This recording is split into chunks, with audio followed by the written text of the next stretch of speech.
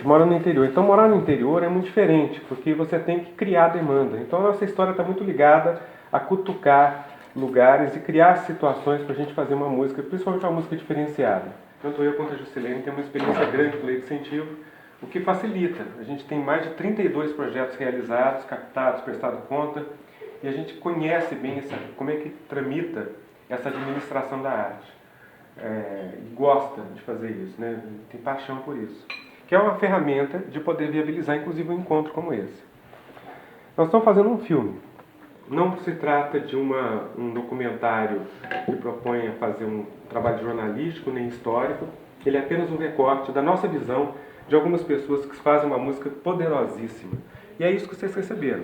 É um roteiro que procura fazer a parte documental, vamos dizer assim, mas também tem um roteiro que procura a parte artística. Então a gente cria uma ceninha para que a coisa conduza de uma maneira gostosa para a gente que não conhece a música do Sul de Minas, nem sabe onde é o Sul de Minas, né? A gente sabe, a gente conhece as pessoas, mas a gente cria... E por isso que a palavra falsete cai tão bem, porque tem umas mentirinhas, né? E a palavra falsete está ligada também à música, né? Que é uma característica muito forte do Sul de Minas, onde fica muito claro pensar no sul mineiro, Milton Nascimento, que é o rei do falsete, né? Inclusive tem outros, tem uns tantos, né? Vem umas cenas que acontecem, um enredo, a Juscelene, às vezes ela está tranquila, às vezes ela está confusa, às vezes ela está com problemas, às vezes ela está sem problemas, entendeu? Aí, ela mesmo. Ela mesmo. Aí tem uma hora em que ela funde essa situação que ela está vivendo com o Olimpo, o lugar místico que é aqui. Então, no filme, ela tem a interpretação de 10 músicas que nós vamos gravar. Essas músicas vão fazer parte então, do filme, né? Vocês entram em 5 delas com imagens mesmo bem captadas de situações de vocês tocando, a Ju cantando e tal, né? Em 5 delas. E outras 5, não é prioritário a imagem do estúdio. O som, sim, vai aparecer, mas vai ter outras brincadeiras que vão acontecer no filme, que vão, uma espécie de um clipezinho que vai justificar aquela história. Nós temos uma meta, então eu acho que a gente tem que ter leveza para o trabalho, porque é um lugar criativo, um lugar especial. Profissionalismo de vocês, eu tenho certeza que vocês estão preparados para, não ficar... A gente já toca muito música fica encebando um negócio. Tenho certeza que vocês têm muita efetividade no trabalho. Então, isso me dá a segurança da gente ter uma semana para atingir essa meta de 10 músicas com captação de imagens ainda, quer dizer, uma meta grande. Então, eu fiz uma espécie de um planejamento dia a dia do que a gente vai fazer aqui. Eu acho que, assim, a gente tem que ter a leveza, mas também tem que ter foco, né? Então, esse desenho que eu fiz aqui, ele é se a gente consegue antecipar alguma coisa de um dia que está ali, ótimo. Se não consegue, a gente é um norte apenas, né? A gente vai procurando adequar esse foco com cuidado. A pergunta que eu queria fazer para cada um de vocês é assim, porque para mim tem um sentimento muito claro. Eu falei de mim, eu queria que você falasse um pouquinho da história de vocês rapidamente e a sensação mesmo que vocês têm desse projeto, do que vocês ouviram, do que é que vocês acham que pode dar nessa história. Eu começo falando por mim, né, que qual a minha sensação, a minha expectativa.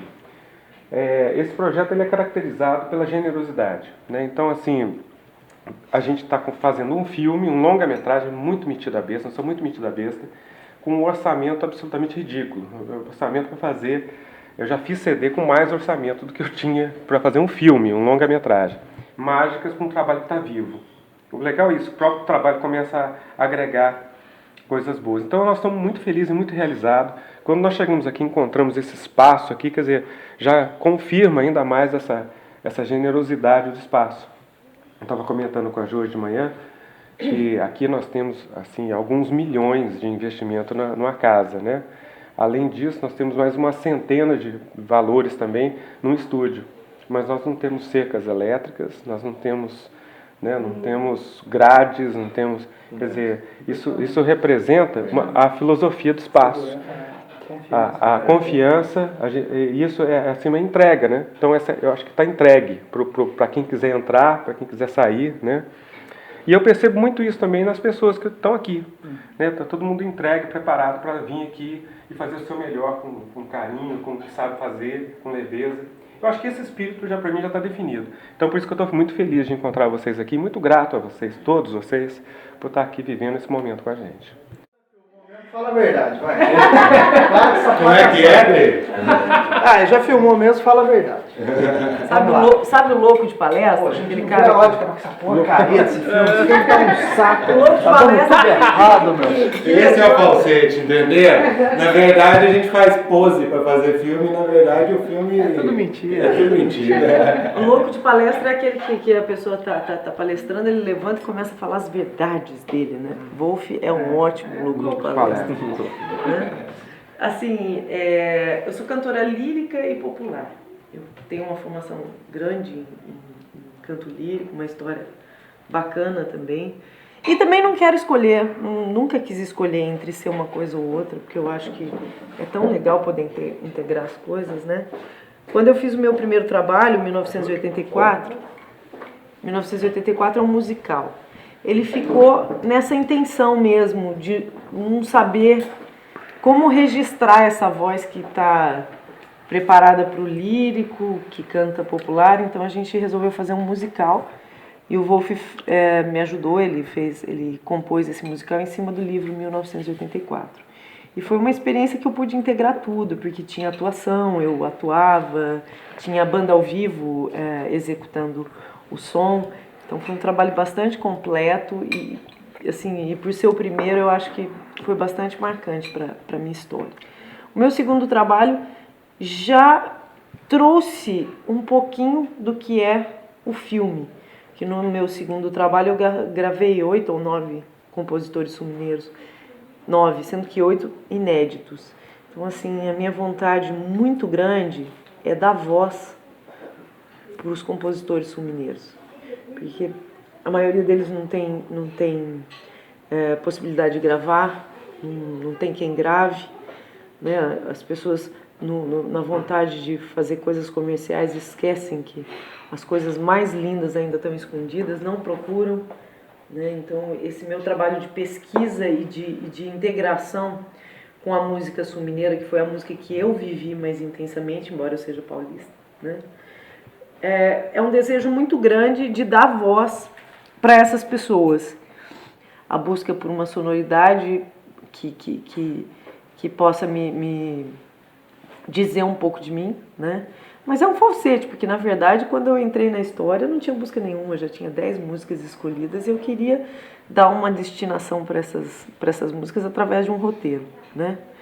E eu acho que a gente está sendo muito feliz em tudo que a gente está fazendo, estamos aprendendo. Cada dia que a gente sai para filmar, quando a gente volta, a gente percebe que a gente fez 50% errado, querendo acertar, mas fizemos, está lá, o registro tá bacana. 50% de aprendizado. E 50% a gente não fez certo, a gente aprendeu a fazer ali na hora. Então é muito gratificante essa experiência. Então é isso. Falei bonita, vocês não vão falar. Fala bonito. Porque eu fiquei Tudo na mentira, intimidade de levantar tudo e mentira. pegar o... Né? Pode pegar Eu lá. acostumado a pegar na... Você falou bem, mas não falou igual. Né? Tá. Agora vamos ver, quem que é o próximo? Quem Tá me sentindo anti-horário aí, então. Então, Vanessa. Pode começar com a Vanessa aí. Eu tô no... Como é que é? No pacote. Na frutinha, Tô só aprendendo, tô ouvindo. É café todo com mundo. leite. Então, eu sou do interior de São Paulo, né? Caipirão mesmo, de Ourinhos. Uma coisa boa. E comecei a estudar música lá na minha cidade mesmo. E depois estudei no Conservatório de Tatuí, que é aqui pertinho, né? E me formei lá. E lá sempre teve uma escola muito forte de música brasileira, né? Uma coisa bem focada, assim, em pesquisa de música brasileira. Uma coisa que eu sou bem ligado, assim, que eu gosto muito mesmo, dessa, né, de pesquisa, de tambores mesmo, de tudo, assim. E depois de lá, eu acabei indo para São Paulo, fiz faculdade lá em São Paulo de música também, na Cantareira. Em São Paulo, na verdade, foi uma coisa que eu comecei a ter... Eu sempre gostei muito de canção, sempre fui muito ligado, assim. Apesar de, nessa época em Tatuí, sempre estar tocando mais música instrumental, sempre escutei muito, sempre gostei muito. E lá eu tive a oportunidade de desenvolver alguns trabalhos de canção, que eu conheci a Vanessa e a gente começou a fazer algumas coisas. Meu nome é David, coisa de escola, né? É. Meu nome é David, eu tenho... Hoje, alcoólicos Eu tenho 36 anos, tenho 36 anos, comecei a música com 9 anos, eu podia estar matando, eu podia estar roubando, mas eu sou músico. E aí, assim, é isso que eu faço, gente. Bom, eu estudei no Conservatório de Pouso Alegre, eu morava lá, eu sou paulista, nasci em Jacareí, mas só nasci também. Morei muitos anos em São José dos Campos. Não tem ninguém nessa turma. Não tem, mas a música mesmo, ela despertou em Minas. Até então, quando eu mudei para Minas, eu comecei a mexer com isso. Foi com 9, 10 anos, eu fui para Minas Gerais e a música de Minas acabou se desenvolvendo mesmo. Estudei no conservatório, aí vim para São Paulo, fiz Carlos Gomes, morei um tempinho aí. Prestei um concurso para música lá em Poços, hoje eu sou professor de conservatório lá. Mas na verdade a minha experiência de música é palco mesmo, é tocar, banda de baile direto. Lá na minha região mesmo, não só o Wolf quanto a Jusilene, eu acompanho inúmeros cantores, é muita gente com essa coisa do violão. Eu sou metido a besta, toco um pouco de piano, toco um pouco de baixo. Só não toco bateria, você viu na pré, que é horroroso. Por enquanto. Por enquanto, mas depois dessa semana com aula aí, você vai ver, né? Aguarde. Aí do próximo dia Não, bicho, já era. Perdeu a vez. Perdeu, malandro, perdeu. Você é campeão da demissão. Né? Eu boto língua nos caras. Acaba com o emprego. Mas eu tô muito feliz, assim, é o meu primeiro trabalho como arranjador da história, como... O segundo o Wolf fala, o diretor de áudio, o presidente do áudio. E isso é muito importante para mim, muito importante para minha carreira, porque eu tenho um estúdio. Porra, depois que eu conheci isso aqui, o meu estúdio virou um caixote. Eu tenho um caixote de gravação lá e constantemente eu faço arranjo para um cantor, para o outro, mas não desse nível, né, de conceito e tal, que para mim é novo. Eu acompanho, toco, mas ao ponto de criar essa coisa do Congo, está sendo muito gratificante. Eu estou feliz demais de estar nesse projeto, principalmente de estar tocando com 2 músicos desses que late. Né? E é humor. Deixa eles latir, tá tudo certo. E, gente, obrigado. Só tenho que agradecer tanto ao dono da gig quanto a vocês que estão fazendo parte aí da minha vida, do meu currículo. Obrigado. Bom, meu nome é Vitor Cabral da Silva. Eu tenho algumas escolas, assim, na verdade, que eu considero assim na minha vida. A primeira foi, acho que sem dúvida, a igreja, assim. Meu primeiro contato, aliás, a primeira talvez tenha sido o piano, as aulas de piano que eu tive por influência da minha querida mãe que está aqui do lado. Que falou, ou é piano ou é xadrez. Xadrez? Tão cedo, né? O piano é xadrez, tá enquadrado. E você, depois de ter virado um campeão de xadrez? Eu fiz algumas turnês como xadrezista. Aí eu comecei a estudar piano com 7, 8 anos. Estudei 4 anos de piano erudito. Nesse meio tempo, quando eu tinha uns 10 anos, a gente foi para uma igreja, digamos que eu gosto de chamar igreja regional, que era uma Assembleia de Deus bem pequenininha, e que eu acho que foi o meu primeiro contato musical tocando, assim, que eu comecei a tocar percussão lá, que a gente até estava conversando assim dos ritmos. Meu primeiro contato, eu já gostava muito de bateria e tal, mas eu comecei tocando percussão lá, e eu acho que isso fez uma diferença muito grande na minha formação, porque eu sempre fui oscilando assim, meus trabalhos entre baterista e percussionista, né? Então, com 14 anos eu comecei, já estava 14, 15 anos, já tocava em roda de choro e já trabalhava como percussionista, mas estudava bateria. Mas foi muito doido, porque quando eu tinha uns 15 anos também eu conheci o Digão, que é um dos professores de Tatuí, que ele me apresentou a música do Hermeto também. E que aí eu fiz 6 meses de aula de bateria lá e já saquei, eu falei, pô, não é por aí não. Depois que eu entrei, depois de ter prestado 9 vezes, eu entrei e fiz o programa em 6 meses. O programa todo em 6 meses, eu falei, acho que não é isso não. E saí. Os caras não entenderam nada. Quantos anos você cantou? Acho que era 2 vezes por ano. Era 2 vezes por ano, né? Tentei dos 12 até os 13 até uns 3 anos. Entrou, fez o programa em 6 meses e foi embora. Era apenas uma meta. não é isso, Era apenas uma meta. E aí porque Queria passar, né? era muito doido, porque eu tinha uma Queria formação aquela da namorada. eu tinha uma formação da canção, bastante através da minha mãe, que Queria eu via namorar muito com ele. ela. Ele Namorou não, o que é mais? Não, 3 meses. 3 meses. O dele durou mais um pouco. Mas que parece que aquele ditado, você atrai o que você é, assim, porque eu sou muito assim, eu gosto muito de jazz, mas eu gosto muito de música brasileira. Acho que talvez a principal escola que eu tive de jazz foi à noite mesmo, conhecendo os velhos, que não tira o disco tal, ouve o disco Se tal. vira, né? O Lito, o Robledo, os caras do Mancini, você fazer 6, 7 entradas, tocando jazz sem saber que música é, sem saber o final, sem saber o começo, sair tocando, sabe? Durante anos, assim, tipo, 5 vezes por semana. Você tá Os preparado velhos- pra hoje, Ah, então. ó, aqui, ó, tem um calabouço, hein, menino? Tem um calabouço. Se correr, eu puxo a cordinha do jacarezinho. Vou te pegar. O Lito sempre falava Nossa, isso. Ó, que moleque, tortura. tem um calabouço embaixo do banco do batera. Tem um calabouço. Se tocar muito alto ou se oscilar o tempo, eu puxo a cordinha. Fazer um nome desse, cara. Então, Tem que pôr um Zé lá. Não sai no VO. É mentirinha. Eu perco a amigo. Mentirinha. então teve muito isso. E aí, ao longo, com essa formação mais caótica, eu tive a oportunidade também de trabalhar em coisas extremamente opostas, assim, então de tocar assim, com o Heraldo, com o Sion, com o Hélio Delmiro, e tocar Fiz aula com ele. e tocar com a banda Black Hill e com o Ed Mota, por exemplo, que são Tudo diferente. coisas meio opostas, assim, mas conforme você vai estudando essas linguagens, você vai vendo que também não é tão distante, assim, é muito próximo.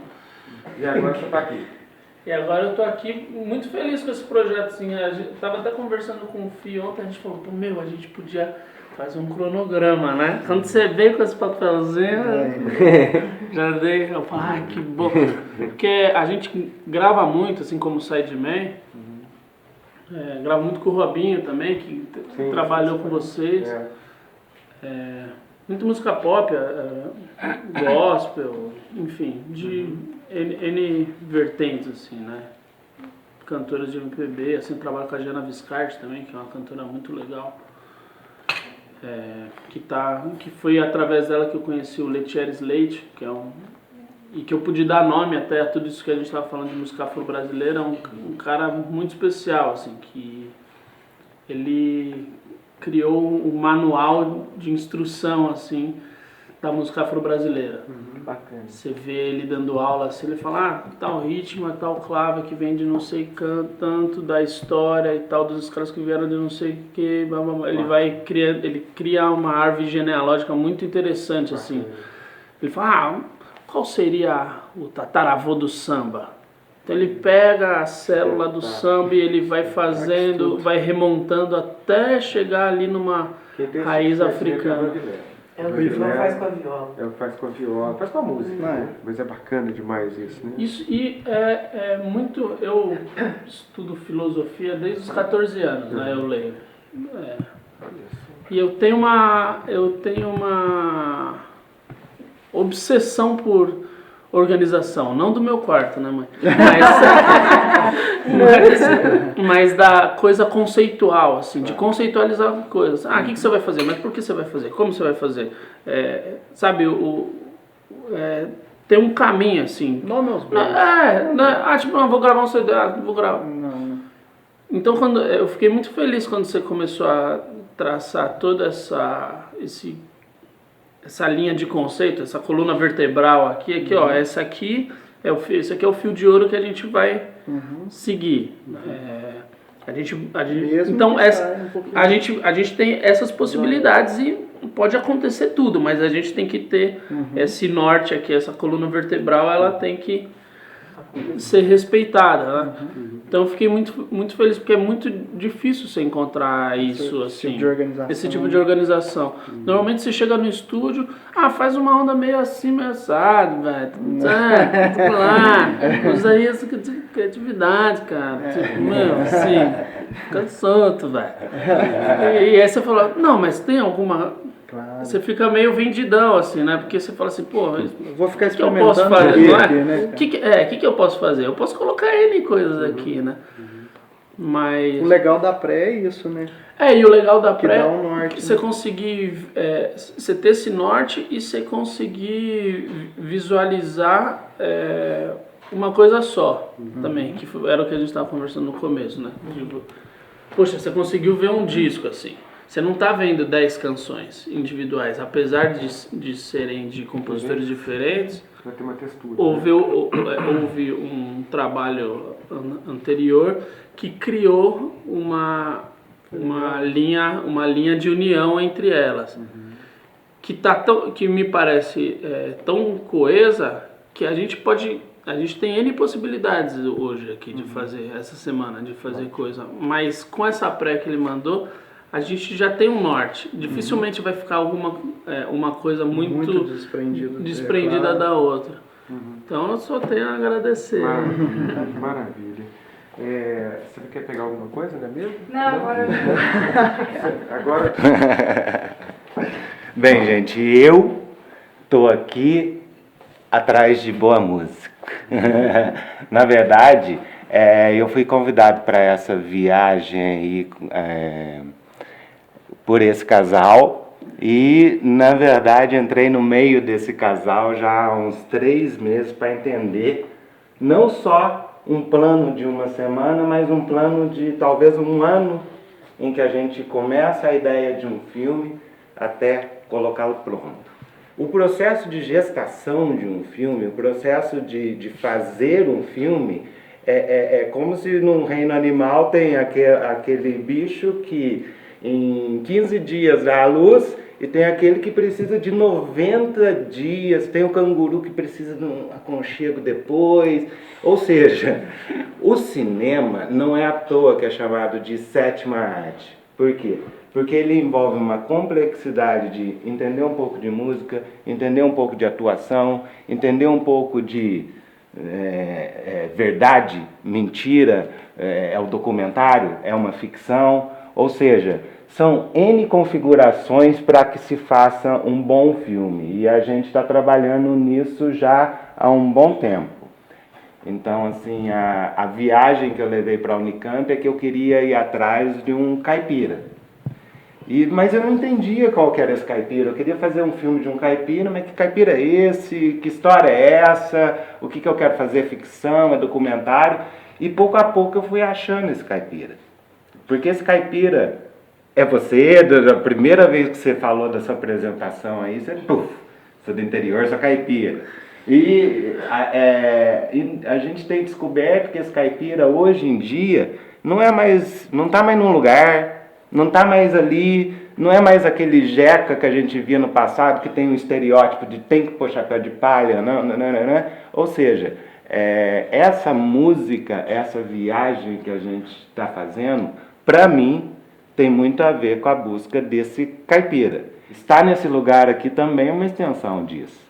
A hora que eu acordei, a hora que eu acordei hoje de manhã e ao abrir a porta do quarto tinha galinha passando, eu falei, perfeito. Galinha caipira. Galinha caipira, perfeito. Porque a gente vai envolvendo num clima e o filme vai ficar bastante com esse tom. E não de um caipira estereotipado, que é o que a gente viu até hoje. Esse caipira não serve mais pra gente, porque não representa mais a gente. É um caipira mais, assim, A Selmar definiu muito bem, e engraçado porque ela falou da mulher caipira, uma coisa que a gente ouve pouco falar, né? Ela definiu caipira como a gente cuidar dos detalhes, ser minucioso com as coisas, e tá no que você falou agora, por exemplo. Nessa obsessão por um trabalho. Não, mas vamos fazer um negócio organizadinho. Ela falou até da toalhinha de mesa, vamos pôr a toalhinha de mesa, não vamos comer nessa mesa sem toalha, não. Ou seja, ele não é, esse caipira não é de Minas, não é de São Paulo, não é de estado nenhum. Ele não está mais lá no fim do mundinho, ele misturou com o mundo, com a tal da globalização. Esse caipira faz cinema, entendeu? E fazer cinema para mim tem uma história longa, desde que eu saí da faculdade. Eu fiz faculdade de rádio e televisão em Bauru há 18 anos atrás já. E rádio e televisão para mim era um esquema muito pronto, um negócio assim que fala, não é isso. E aí eu fui pro Rio de Janeiro com uma malinha na mão e vambora. Uma malinha na mão, uma ideia na cabeça. E cheguei lá, por até coincidência eu disse agora, uma das maiores experiências foi ter trabalhado com a mãe do Glauber Rocha. Trabalhei 2 anos com ela. E ali, com acesso ao arquivo do Glauber Rocha, com a chave na mão, coisas que até hoje as pessoas não têm acesso, e eu tinha a chave. Então, essa mente conturbada que é poeta, que faz música, que se preocupa com a imagem, que não sei o quê, quando vê, a hora que você chegou na 6ª coisa que você gostou, você falou, não é nenhuma dessas, é a 7ª arte, é o cinema. Porque eu toco violão, mas eu nunca fui músico, sempre por hobby. Eu já fiz teatro, mas não é isso. Entendeu? Eu dança mais assim no próprio teatro, mas dançar a 2 é coisa do meu pai e da minha mãe. Eu já para dança não dou muito bem, não. E por aí vai, mas eu de certa forma fui experimentando tudo até chegar nesse miolo que hoje sou eu, né? Comecei a pensar mais nessa coisa de fazer documentário e calhou deles me chamarem. E aí veio a ideia do falsete e aliviou para todos nós. Por quê? Porque se a gente considerar, falando de filosofia, né? Se a gente considerar a realidade uma parte da verdade de alguém, porque essa garrafa de café, do meu ponto de vista, é uma coisa, mas do ponto de vista do David é completamente outra coisa. De leite. Do meu ponto de vista é de leite. Do seu ponto de vista é de leite. Vamos trocar o exemplo. Essa garrafa de café... Ou seja, em cima disso, em cima do falsete, a gente tem a segurança de, contando uma parte da nossa verdade, uma parte da ótica, a gente pode sobrar de arrogância, a gente pode ser arrogante até falar chega, que não vai fazer mal a ninguém, né? Tô pagando. O povo tá pagando, né, amor? Valeu. É isso. Deixa eu comer uma coisinha.